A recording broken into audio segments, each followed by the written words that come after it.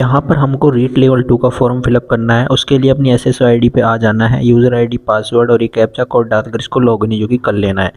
तो यहाँ तक आप लोग अपना प्रोसेस करेंगे। जब आपकी SSO ID लॉगिन हो जाएगी तो अंदर आप रिक्रूटमेंट पोर्टल को ओपन करेंगे। यहाँ पे देखिए आप सर्च भी कर सकते हैं, क्विक सर्च में जाकर REC हम यहाँ पे डालेंगे तो यहाँ पे 2 रिक्रूटमेंट पोर्टल आएंगे, एक पोर्टल और एक स्टैक 2। पोर्टल वाले को आपको ओपन करना है।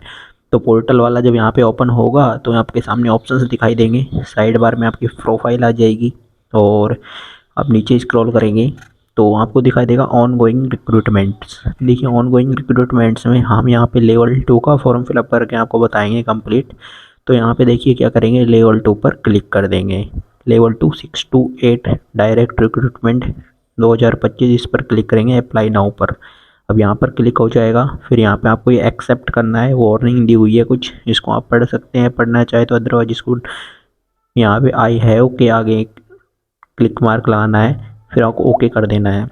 देखिए जैसे ही ओके करोगे आपके सामने सब्जेक्ट आ जाएगी, आप किस सब्जेक्ट से अपना फॉर्म फिलअप कर रहे हो।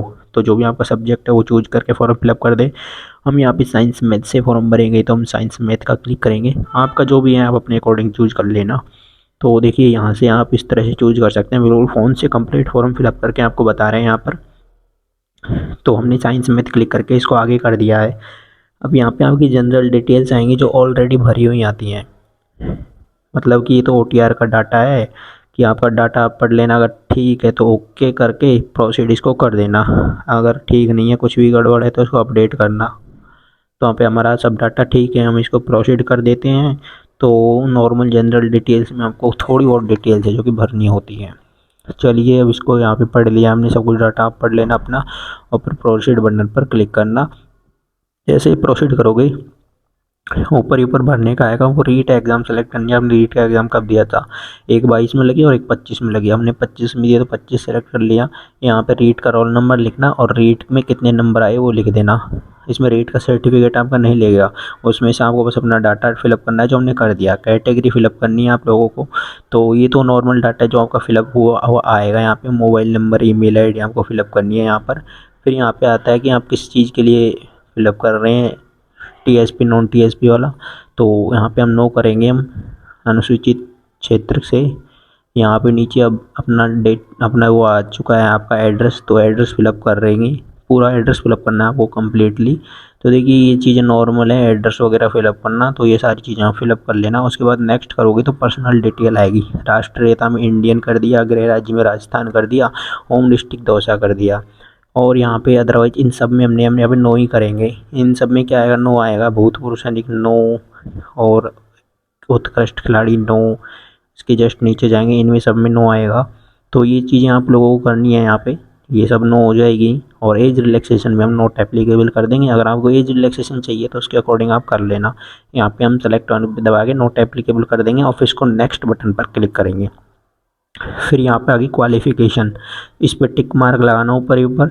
उसके बाद में यहाँ पे आपको 10वीं 12वीं ग्रेजुएशन जो भी आपके पास में वो सारी डिटेल्स भर देना। ऊपर ही ऊपर हम क्या करेंगे, इसमें सीनियर सेकेंडरी की भर देंगे, सेकेंडरी लेवल, सेकेंडरी या सीनियर सेकेंडरी। फिर नीचे हमने सीनियर सेकेंडरी की भर दी और हमने यहाँ पे 4 ईयर BSc BEd कर रखा था, हम 4 ईयर BSc BEd की डिटेल भर देंगे। अब आपको अपने अकॉर्डिंग भरनी है कि आपने कौन कौन सी क्वालिफिकेशन आपके पास में है, तो उसके अकॉर्डिंग आपको भरनी है। हमने फर्स्ट बॉक्स में 10वीं के भरेंगे, सेकंड में 12वीं के भरेंगे, उसके बाद में हम BSc BEd की डिटेल भरेंगे। अपने पास में 3 क्वालिफिकेशन है तो हम यहाँ पे तीनों भर देंगे। चलिए ठीक है, सब्जेक्ट ग्रुप भर देना 10वीं के 12वीं के।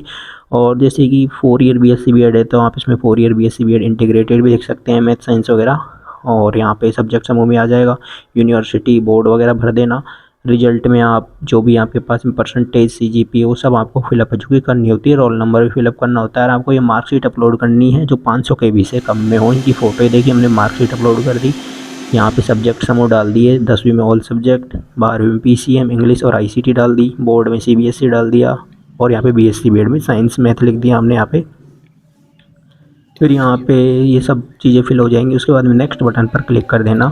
नीचे नीचे नेक्स्ट बटन है, इस पर क्लिक करोगे तो उसके बाद में आएगा अगला स्टेप फ़ोटो और सिग्नेचर का। फ़ोटो आपको लाइव अपलोड होगी जो कि आप फ़ोन से कर देना, लाइव फ़ोटो खींच लेना।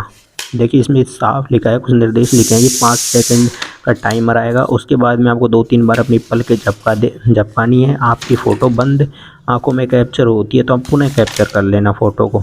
तो इस तरह से आपको फ़ोटो है जो कि कैप्चर करनी है। सारे निर्देश पढ़ने के बाद में ये चीज़ आप पढ़ लेना ध्यान से। हम इसमें टिक मार्क लगा लेना कि हमने वही निर्देश पूरे पढ़ लिए हैं। निर्देश पूरे पढ़ लिए तो चलिए फ़ोटो ले लेते हैं और यहाँ पर सिग्नेचर अपलोड कर देते हैं। सिग्नेचर 20 KB से 50 KB तक के होंगे तो वो पहले बना लेना। और नीचे एक विजिबल बॉडी मार्क है, इसमें आपकी बॉडी में कहीं भी कोई भी मार्क है, कभी लगी है, कटेगा तो उसको आपको लिख देना है बॉडी मार्क में। तो वो सब हमने यहाँ पर लिख दिया है। फिर उसके बाद में आता है अपने पास में नेक्स्ट कर देंगे। फ़ोटो सिग्नेचर अपलोड हो जाने के बाद में फिर यहाँ पे फाइनल सबमिट का ऑप्शन आ गया, तो फाइनल सबमिट हो जाएगा। कोई भी हमारा तो OTP भी नहीं गया, कुछ भी नहीं गया और डायरेक्ट फाइनल सबमिट भी हो गया। देखिए थोड़ा सा वेट होगा और ये फाइनल सबमिट हो चुका है। और इसका चाहो तो प्रिंट ले लेना और अदरवाइज रहने देना, SSO ID में हमेशा